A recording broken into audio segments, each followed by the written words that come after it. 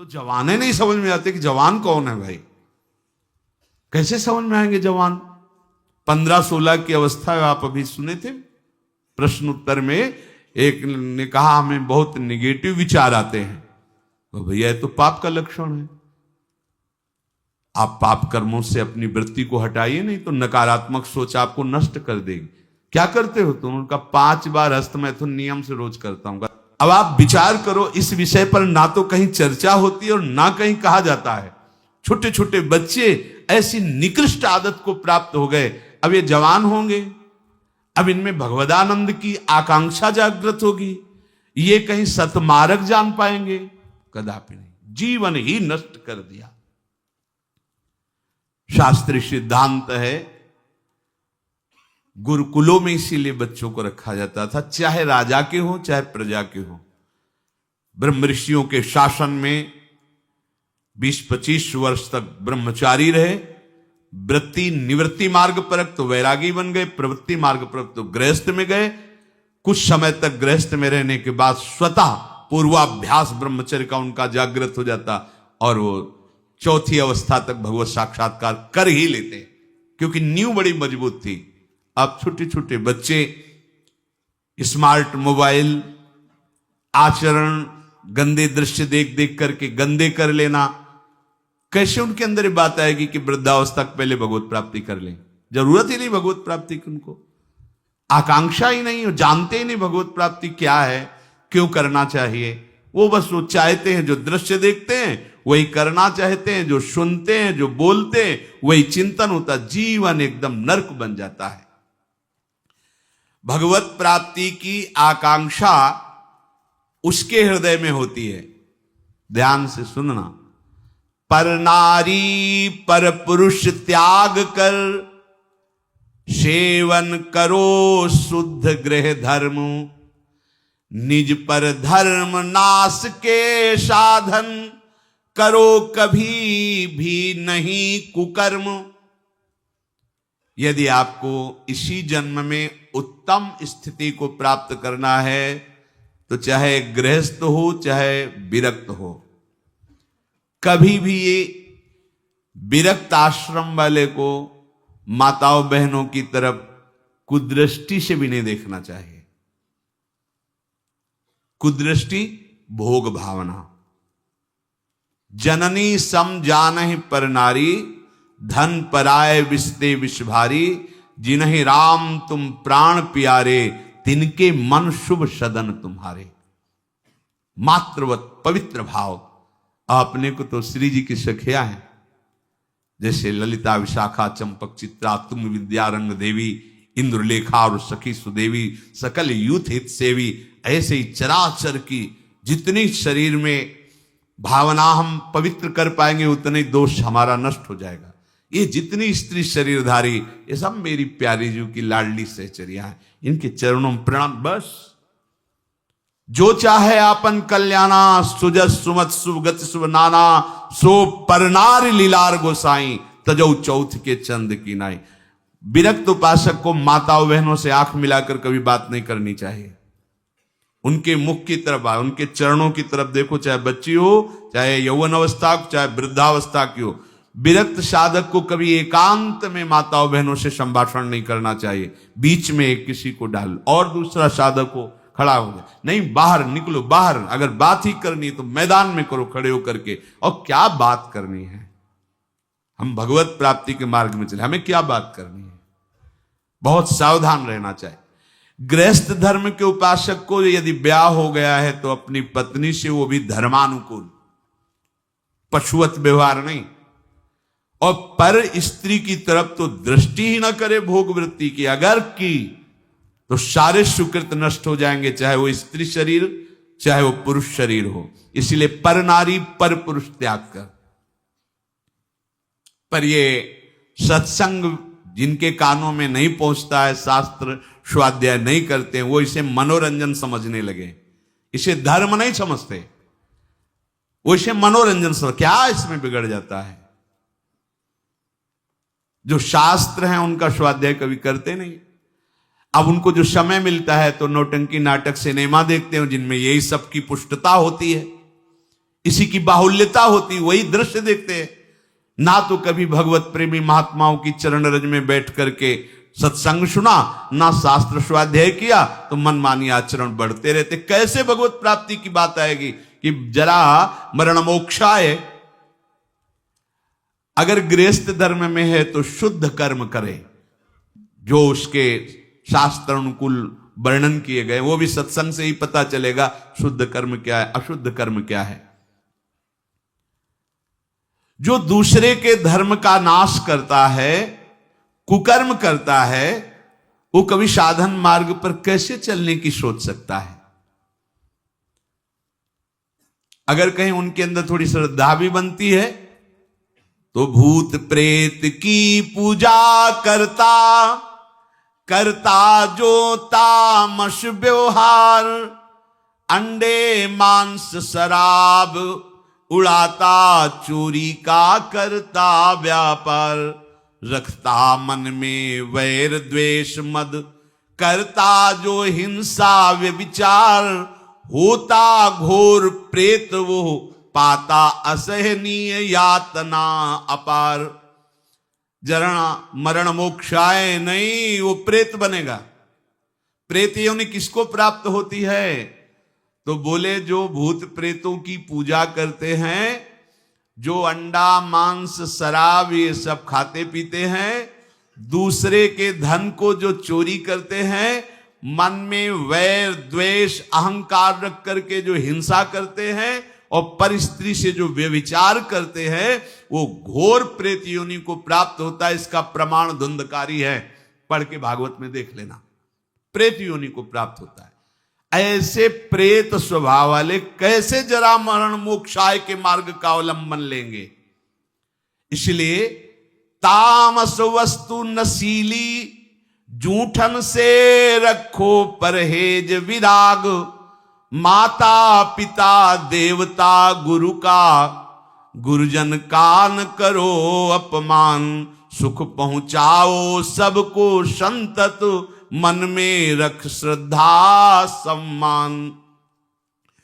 कोई भी नशा भगवत प्राप्ति के मार्ग में चलने वाले उपासक को नहीं करना चाहिए।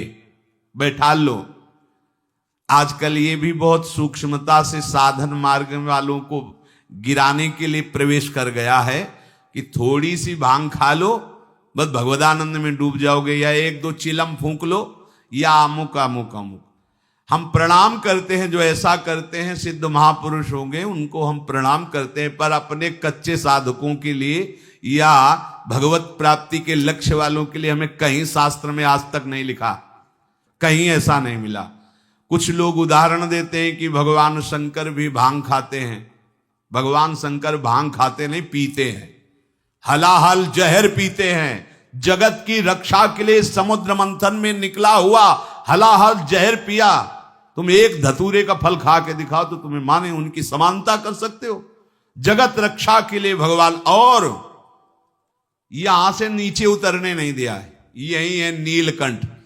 तुम एक घूंट पानी आरोक के दिखाओ, एक बूंद पानी चला जाए, खोक खोक करते रहोगे। पूरा हलाहल जहर समुद्र मंथन का यह आरोक लिया है, इसलिए नीलकंठ भगवान उनको कहा गया। कहते भगवान शंकर गांजा पीते, कभी देखा चिलम उड़ाते हुए भगवान शिव को? अरे भाई समझो, उस भगवान हैं, वो जगत मंगल के लिए सब किए हैं। वो कोई ऐसा नहीं कि थोड़ा भांग खा के कैलाश। भांग का नशा कितनी मिनट रहता है? बहुत 24 घंटे, 12 घंटे 24 घंटे।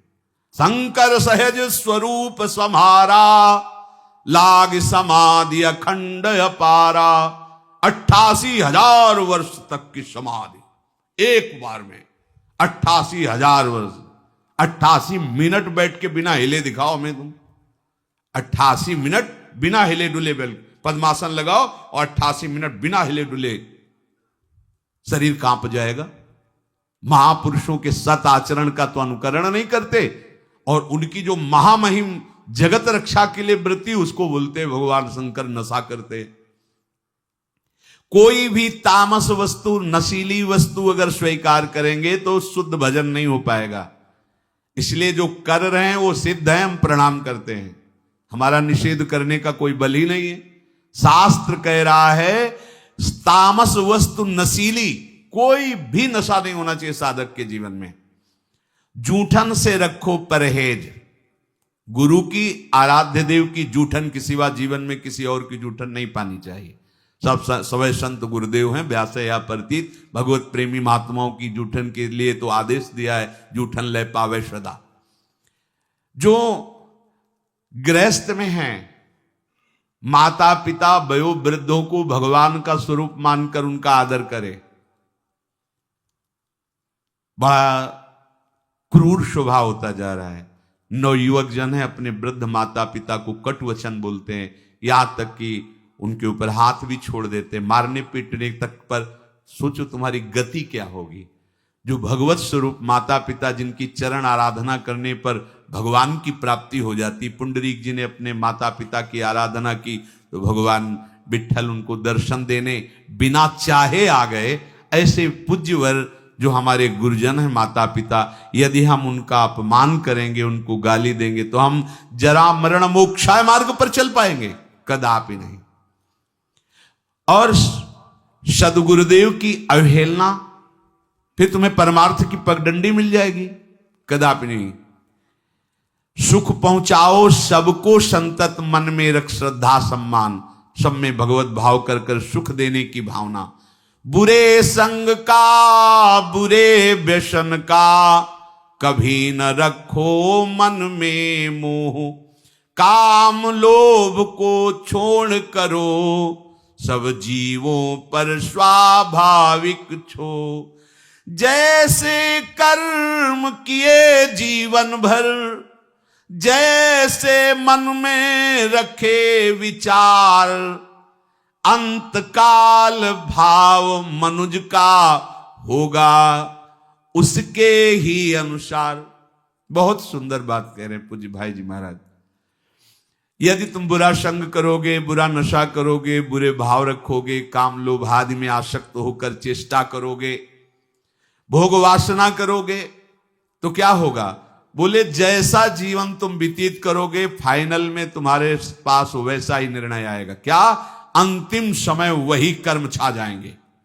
जो बुरे कर्म किए हैं वही छा जाएंगे। अगला, जैसे जरा सी वृत्ति मृग में लगी तो मृगाकार वृत्ति होने के कारण अगला जन्म मृग का हो गया।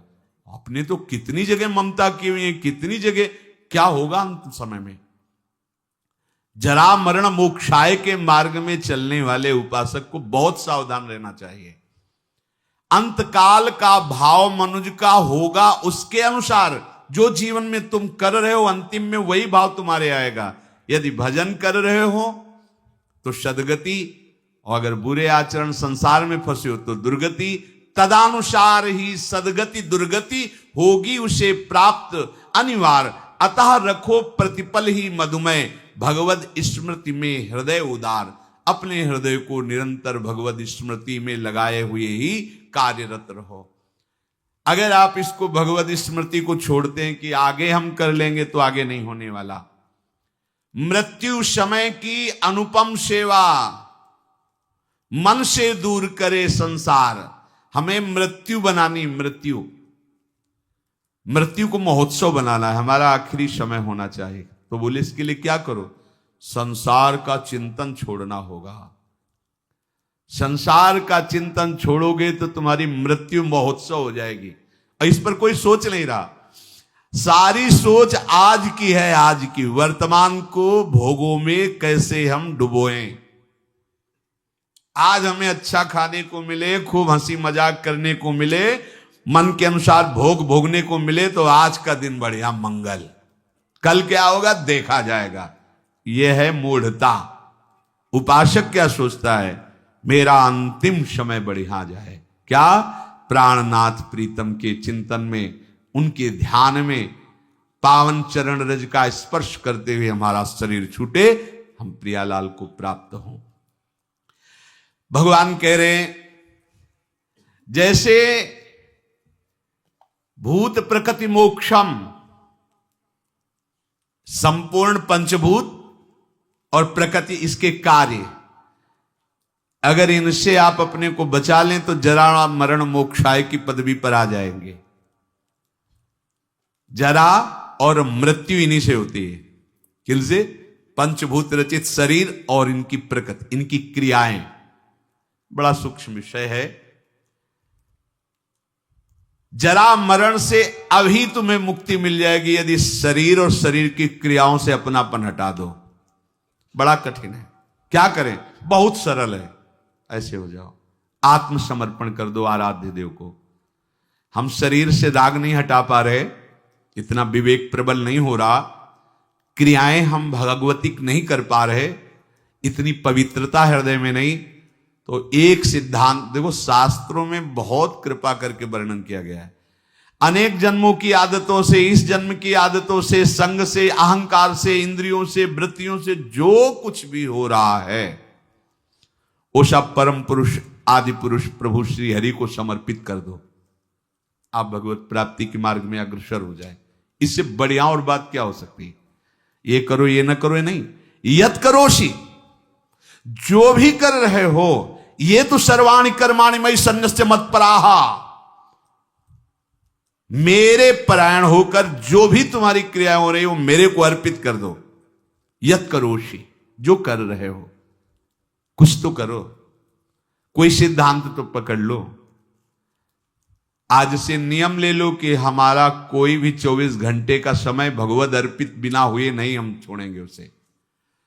अगर शयन में जा रहे हैं तो जागृत का पूरा हिसाब प्रभु के चरणों में दीजिए, और शयन के बाद जब जगिए तो पूरा शयन दीजिए प्रभु को। प्रभु 10 बजे सोए थे और अभी 1 बजे 2 बजे जो जगे, तो प्रभु ये समय आपके चरणों में समर्पित है। इसमें जो हम नींद में हुए या जो भी नाम जप किया, जो प्रभु आपके चरणों में। अब फिर सुबह जागृत में ये विचार करते रहो, ये क्रियाएं सब प्रभु की प्रसन्नता के लिए हो रही। नाम जप करते रहो, हर क्रिया प्रभु को अभी कुछ ही दिनों में आप देखना आपकी आध्यात्मिक विचार शक्ति बढ़ जाएगी, आपका विवेक पवित्र हो जाएगा। पर ये अभी 1-2 दिन करोगे फिर भूल जाओगे। भूलो नहीं, अगर भूलते रहोगे तो ज्यादा समय नहीं अपने लोगों के लिए पास। ये बहुत डींगे हाँकते हैं हम, अभी बड़ा समय। ब्रह्मा जी के देश में, ब्रह्मलोक में ऐसे कमल की पंखुड़ी में ऐसे छेदो तो अपने यहाँ का 1 वर्ष हो जाता है। अगर वो 80 बार ऐसे कर दिए तो हम गए। 80 साल ही होगी वो, तो तुम्हें 60, 70, 80, 85 कितनी उम्र है? बहुत जल्दी तत्पर हो जाओ। पर सब कोई तत्पर नहीं होगा, सब तत्पर हैं यहाँ जगत सजाने में। अरे हम जगत सजाने के लिए नहीं आए, हम जगदीश को पाने के लिए आए।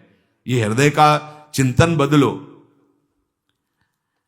क्योंकि ये जरा मरण स्वरूप में नहीं होते, ये शरीर में होते हैं। अब स्वरूप का परिचय ही नहीं।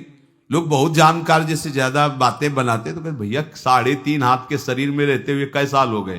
बोले 40। तो जाना तुम कौन हो भाई? हो कि 100-200 हाथ का है तो खोजने में समय लगेगा। 3.5 हाथ के शरीर में आप हैं, आप अपने को नहीं जानकारी कर पाए तो आप कितने बड़े जानकार हैं? औरों की जानकारी क्या लोगे? आप अपनी जानकारी नहीं कर पाए, 3.5 हाथ के शरीर में हो, कैसे भूल भुलावे में हो? बोले हम तो रोज अपने को देखते, शीशा में देखते हैं, बढ़िया गोरे चिकले गाल और सब। ये तो प्रकृति की रचना का, पंचभूत का एक नमूना है। ये नमूना है, नमूना हमारा थोड़ी स्वरूप है।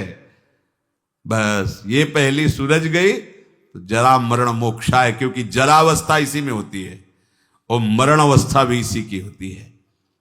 प्रकृति के कार्य शरीर के साथ जब तक तदात्म रहेगा तब तक जरा मरण मोक्षाय नहीं हो पाएगा। संबंध विच्छेद करना ही है इस शरीर से। सारी चेष्टा इसी शरीर के सजाने की है और शरीर को मैं मानने की पुष्टता की है। और हम बनते हैं साधक, हम बनते हैं अध्यात्म मार्ग के पथिक। जब कोई उपासक शरीर के साथ तदात्म मैं आज तक नहीं भूल पाए, देखो ना, जब आप तिलक लगाते हैं शरीर के माथे पे लगाते हैं, अपने माथे पे लगाते हैं, वो समय आता है क्या? नहीं, एक एक बाल संभाल करके, क्योंकि मैं हूं, मैं, बस यही अंतराय है। अब ये गूढ़ बात कैसे समझ में आएगी? यहां तो बात समझने के लिए बस इतनी कि वो उपाय बताओ जिससे चेक पर चेक पास होती है, वो उपाय बताओ जिससे खूब भोग भोगने के लिए बल बढ़े और खूब भोग मिले, बस जीने की। जीते किसके लिए हो, इसका उत्तर नहीं। इसका उत्तर नहीं किसके लिए जी रहे हैं। भोगों के लिए जी रहे हैं, भोग भोग रहे हैं जीने के लिए, बस इतना ही क्रम है मूढ़ता का।